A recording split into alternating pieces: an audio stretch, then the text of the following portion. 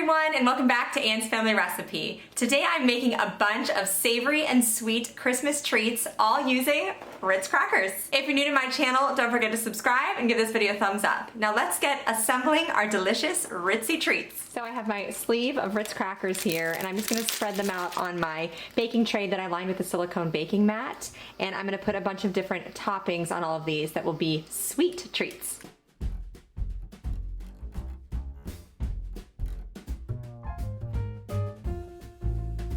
The first treat that I'm making is kind of like the peanut butter patty Girl Scout cookie. I've seen Jessica Braun, she has a YouTube channel, make these year after year on her Vlogmas videos, and I've tried these a couple times and they're so good, very simple.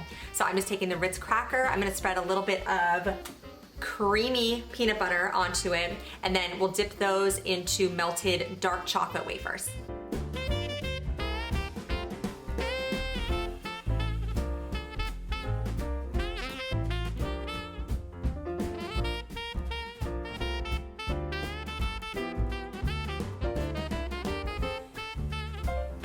So you can see that I'm just doing a single layer of the cracker and peanut butter, but you could sandwich them together if you wanted. I thought that might be too much cracker. I've made them before this way, just with a single layer, and it works out just fine.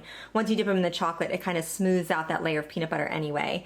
So that's up to you if you want to make more of a sandwich cookie or just the individual layers. All right, so next up, I wanted to do this recipe I saw for salted caramel Ritz cracker cookies, they were calling them. So you do like a caramel spread or dulce de leche or something in the between two crackers, and you can dip those in whatever kind of chocolate you want. I'm gonna do the white chocolate melts today and put some sprinkles on top. They'll be really cute. But when I was at my store, I was at Aldi and I didn't find any caramel sauce. Sometimes they have ice cream toppings, but not always, and they didn't at my store this week. But in the Aldi Finds aisle, I found this cinnamon bun spread. And I thought that sounded so tasty and kind of seasonally appropriate too. It'll have kind of that cinnamon and spice flavor profile, if you will. I might assemble a few of these like sandwiches, but I kind of like the single layer idea too. So I'm gonna spread a little bit of this on the crackers, just like I did the peanut butter, and then we'll dip these ones in the white chocolate. And I think that's going to be a very tasty combination. Okay, so here's the cinnamon bun spread. Ooh, ooh my. It's actually a very caramel-like consistency. I wasn't quite sure what it was gonna be like. Oh, I think this will be perfect. I think I'm gonna give it a quick taste test just to be sure. So this has a very unique texture to it. It's almost like pudding or custard, and it has a very pronounced cinnamon and also ginger flavor to it. I very much enjoy it. I think it's the perfect flavor for this time of year. So I'm gonna put this on some of my crackers.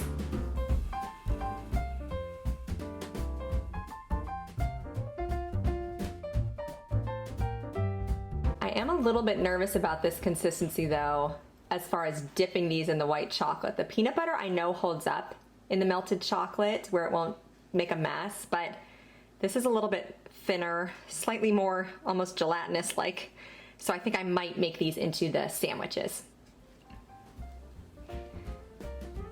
Just like that. That's pretty good.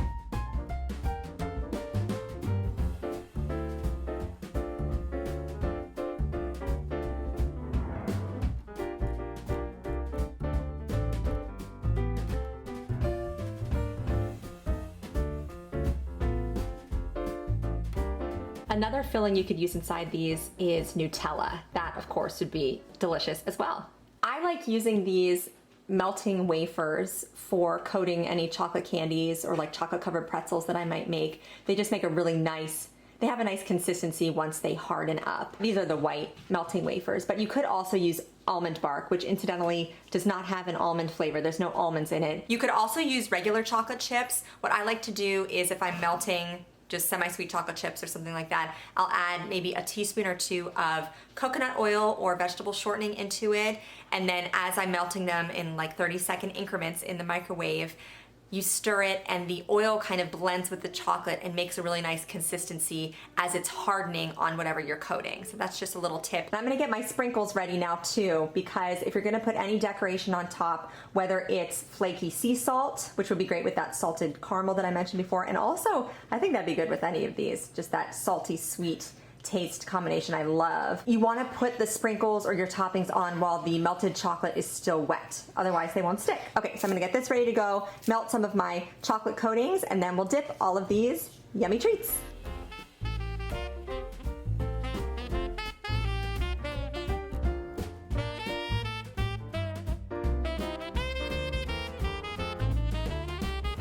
So this is after 30 seconds in the microwave. I did about a third of the bag of the chocolate wafers, and you can see it's starting to melt. The heat from the glass bowl is what's gonna help melt these chocolate wafers. And then you'll just stir it with a rubber spatula and pop it back in for another 30 seconds. This is after 1 minute.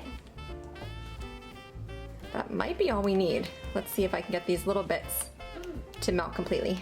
I can always do about 10 more seconds if I need to, but I think this might be good enough. Okay, so I'm just gonna take one of these Ritz Crackers with a little bit of peanut butter on it and drop it into the dark chocolate coating. I'm gonna flip it once with a fork and then put it right back onto the silicone lined baking tray. And then those will set up, but they won't stick to the tray because of the mat underneath it.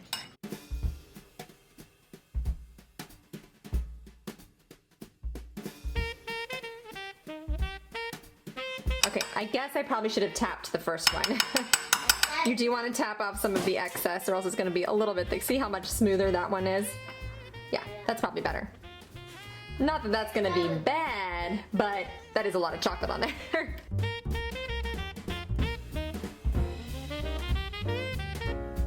It's already looking like I'm going to need more of these melts, so I'm going to melt a bunch more in the microwave, and then my daughter is going to continue dipping all of these peanut butter patties for me.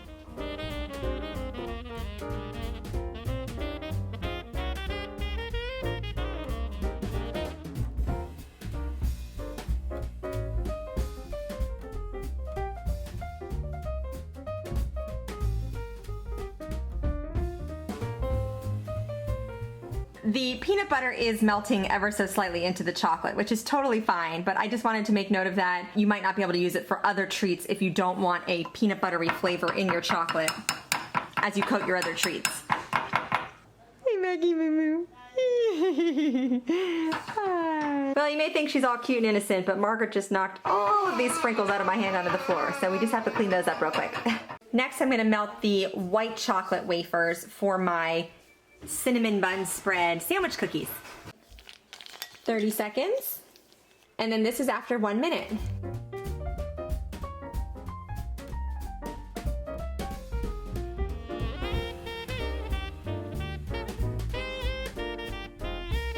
I have some special sprinklers coming in. Andrew has the red, and then Claire will do the green. Do you want to do the next one, Claire? Yes. Okay. Oh, whoops. I got little sprinkles in the melted chocolate, so it's... Yeah, that's okay. That's okay. Yeah. Right, Claire? Love that positive attitude.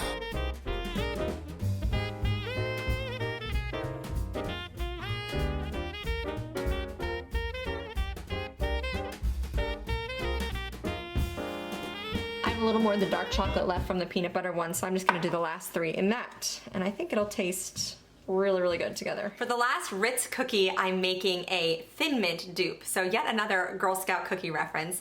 This is another one I've seen Jessica Braun make, although I'm gonna use a different method today. I have seen people take melted milk or dark chocolate and then you add some peppermint extract to it. Make sure that it's peppermint, and then you just dunk the Ritz crackers right into it. And it's as easy as that. My store, again, I was at Aldi, they did have some almond and lemon and peppermint extract earlier in the holiday season, but my store's completely sold out at this point. So I had to pivot, and I found a box of Andy's mints in the specialty aisle with all the Christmas like stocking stuff for candies. And I've seen recipes online where you can just melt these and dip the crackers in, and it works out just fine. So we're gonna try that technique out today.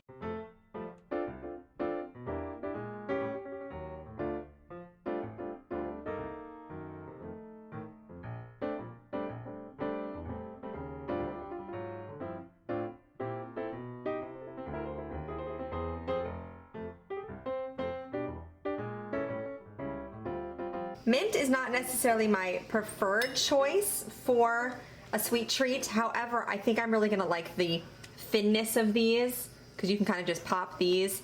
These ones are a little bit bigger where you have to take multiple bites.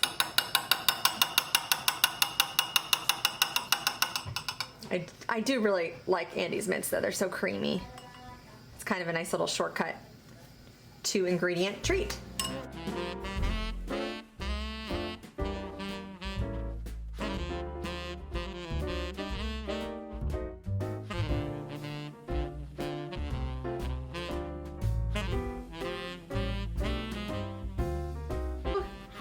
Hello, helpers.